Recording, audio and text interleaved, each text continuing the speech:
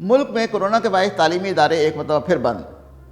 On line تعلیم کا سلسلہ جاری رہے گا، لیکن کیا آن لائن تعلیم ہمارے تعلیمی نظام کا متبادل ثابت ہو سکے گی؟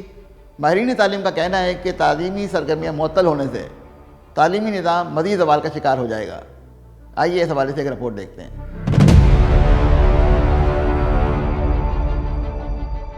ملک میں بڑھتے ہوئے کورونا کے باعث تعلیمی ادارے ایک مرتبہ پھر بند کر دیے گئے ہیں۔ آن لائن تعلیم کا سلسلہ جاری رہے گا، لیکن کیا آن لائن تعلیم ہمارے تعلیمی نظام کا متبادل ثابت ہو سکے گی؟ ماہرین تعلیم کا کہنا ہے کہ تعلیمی سرگرمیاں معطل ہونے سے تعلیمی نظام مزید زوال کا شکار ہوگا، کیونکہ ملک میں پہلے ہی خواندگی کی شرح 60% سے کم ہے اور امتحانی نتائج کا تناسب 50% سے کم رہتا ہے۔ ان حالات میں طلبہ کو اگلی کلاسوں میں پروموٹ بھی کر دیا گیا ہے۔ اس تمام تر صورتحال کا نتیجہ کس شکل میں سامنے آئے گا؟ یقیناً ملک کا تعلیمی نظام مزید زوال کا شکار ہوگا۔ ماہرین تعلیم کا کہنا ہے کہ جب ہم 73 سال بعد بھی بچوں کو رسمی تعلیم نہیں دے سکے تو آن لائن تعلیم کیسے دیں گے؟ جو اساتذہ بچوں کو آن لائن تعلیم دے رہے ہیں وہ جدید تعلیم کے مطابق نہیں ہے۔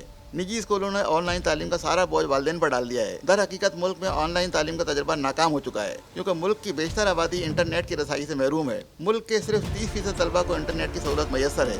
آن لائن تعلیم ہمارے تعلیمی نظام کا متبادل ثابت نہیں ہو سکتی، تاہم حالات کے مطابق یہ ایک بہتر طریقہ ہے۔ آن لائن تعلیم کے لیے اساتذہ کی تربیت ہونی چاہیے۔ ماہرین کا مزید کہنا ہے کہ حکومت اساتذہ اور طلبہ کو لیپ ٹاپ، اسمارٹ فون اور انٹرنیٹ کی مفت سہولت فراہم کرے اور بجلی کی طویل لوڈ شیڈنگ کا فوری خاتمہ کیا جائے۔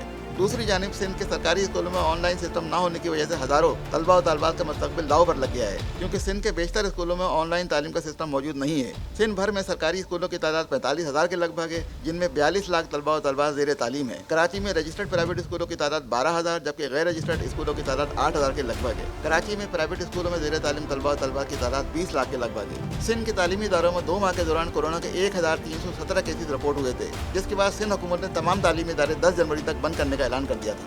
شہریوں نے حکومت سے مطالبہ کیا ہے کہ آن لائن تعلیم کے حصول کے لیے انٹرنیٹ کی فراہمی کو یقینی بنایا جائے، بجلی کی طویل لوڈ شیڈنگ کا خاتمہ کیا جائے اور آن لائن تعلیم کے حصول کے لیے اساتذہ کی بہتر تربیت کی جائے۔